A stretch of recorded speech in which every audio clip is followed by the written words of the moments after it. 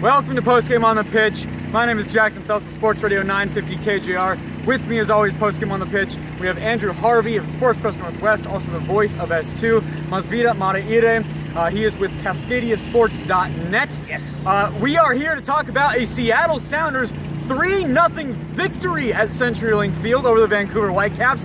It's a midweek derby win for Seattle. Guys, let's start it off with the fact that it's 3 goals. All of them are from open play, and for the first time in a long time, the Sounders' attack looks dangerous. Yeah, I would agree. It is the first time in a long time they've looked dangerous. Broke a 202-minute scoring drought when Rodriguez grabbed his first goal as a Sounder in the 17th minute. Listen, this was a club that, for whatever reason, was serving in all kinds of crosses, but couldn't put anything in the zip code of the goal. So for them to punch in 3, it's a good sign to be doing it at this time of the year. Exactly, and the formational change, putting Dempsey up top, having Lodeiro come in with Rodriguez playing in and out. One of the things you guys saw, we all saw, they held the ball to about 3 seconds. You could literally count. Every player had the ball, 1, 2, 3 pass, 1, 2, 3 pass, and that enabled them to quick tempo offense, get the ball to Dempsey, and then able to take some shots at the goal. So obviously we have some machines behind us that are making this very loud. We apologize for that. There's nothing that we can do. But yeah, I mean, Dempsey, guys, Dempsey is the move to move him up top, and that really kind of opened up the midfield and opened up the final third for the Sounders to work in. You saw not only that, but also the counterattack. That's something that we've been seeing the Sounders defensively having to be a concern, and now offensively, suddenly the counterattack becomes a strength of this team if you continue, of course, with the same formation. Brian Schmetzer said it's possible that for the Philly game on Sunday, that changes. I would be hesitant to do anything. Listen, some things are going to have to change, obviously, with the injury to Alonso, but I would be hesitant to move Dempsey anywhere from that spot right in the center with Lodeiro behind him. Every other time they played kind of level with each other this year, it's a lot like trying to watch Maz dance. He's standing on his partner's toes, right? And now there's actually a little bit more room. They can get into a rhythm. You could take some. Maz, you going to take that? No, I'm not, because I remember in Toronto for the MLS Cup, if you remember that club we went to, never mind. Anyways, look, getting back to that, I'd say I can dance. Right, fair enough, I can dance, but so was Clint. In fact, what was happening in the middle, we'll use the dance segue, a lot of room was created. Look, guys, it doesn't really matter what formation they play. One of the things they had today was self-expression.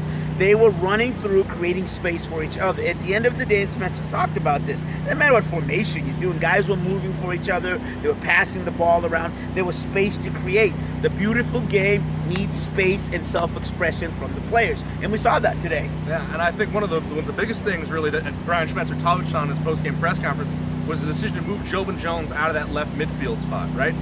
Everyone can understand why they put Jones out there in the first place. He's fast. He's served in a bunch of crosses. But Schmetzer made the point that by moving him further back, it allows him a little bit of extra space to come forward and get involved in the attack. And he really found that with today. It's a devastating effect. And I think, to add to your point, and what Schmetzer said, is that with the self-expression in the middle, the outside backs were actually flooding. You basically had now a jailbreak in the middle, and the defense had so many people coming in the middle, Dempsey, Lodeiro, and then you had Jones and those guys on the wings. And that's tough to deal with on a defense.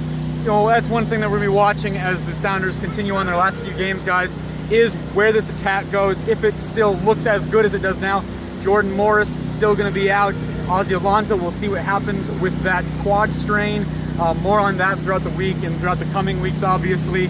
But guys, changing topic here, Stefan Frei. I mean, he has what Brian Schmetzer called a better save than the one he had in MLS Cup. Freddie Montero takes a free kick, and just like MLS Cup, he has to dive to his left, take that left hand, and hit it away. It actually hits the bar after it hits his hand. So for Stefan Frei, I mean, it's just kind of another wow moment in a career that he is now tied for Casey Keller for most shutouts in a Sounder career. Pretty impressive. And he's 9th in MLS with 11. Yeah, MLS history. Yeah, 9th in MLS history now tied. And Jackson, you asked him the question, and Frei said that part of the thing about he sees the ball really well, and he has to make his decision whether to make a cross over so that he can use his left hand or whether he has to dive. And that was a great question, because that's what he said. He's real good at seeing that ball and then deciding how he's going to move laterally whether it's a shuffle step or a dive step. You know, the only point of concern, and I asked Steph this, was what happens if they ever hit the ball to his right? And he said, I don't know. That's a fair thing. And just for the note, I just want to kind of give that out there. Oh, oof, the dancing a little bit. Dance, that's right, that's right. All right, well, and then Cristian Roldan also, guys. He starts there at the 10 today, and you know, him and kind of Dempsey play a little bit off of each other. You know, who's up top?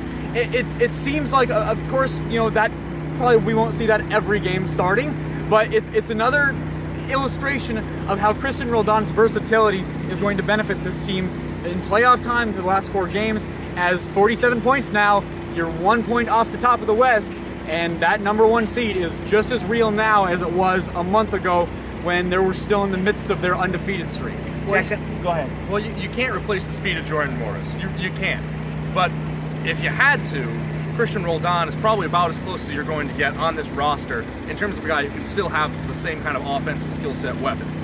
So, you know, I like the decision to push him up top because it did the same thing that Morris does. It stretched out that defense because the center backs had to worry about that ball over the top, especially with how good Dempsey is with that flick and that little chip over the last gag. That's absolutely right. You said versatility, Jackson. I'll say maturity. And I think that's really what we're seeing. It doesn't matter where he plays. You're now seeing somebody who's really understanding the game and can play with anybody in any position. Maturity is a whole different thing. He's got the tools now, and and remember the dummy ball we saw? Yeah. That's what Dempsey had that shot. Those are all the self-expression. Would you say that puts him in Russia? That puts him in Russia in 2018. I'm going on the record to say that right now. And the dance move there. All right, guys. Seattle Sounders now on the road. Philadelphia Union, the next opponent. That is a road match Sunday at 10 a.m. Pacific time. Screw the NFL. It's time to watch some MLS on a Sunday morning. So that, I believe, I want to say is also on Joe TV. Correct me if I'm wrong. But that will be a big match to watch for the Sounders.